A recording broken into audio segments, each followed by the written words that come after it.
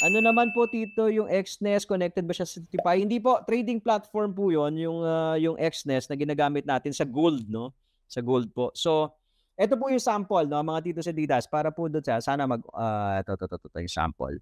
So dito po kung mapapansin ninyo, dito ka na puwede ka na mag-execute ng trade mo dito, okey. Pero yung Tipay, nandito siya sa trading view.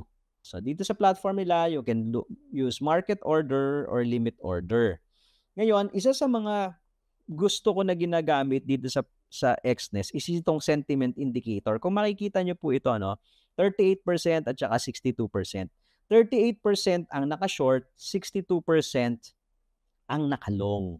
Usually, kapagka po masyadong mas marami yung naka-long, okay, nasa let's say 75% and above, ang napapansin ko 'pag may setup si Tipay, paakyat 'yun. Ang napapansin ko, 'di ba 75%, okey, 75%, okey. Magche-change 'yan, kakapal na naman yung short, tapos may buy setup. I use that as a confluence.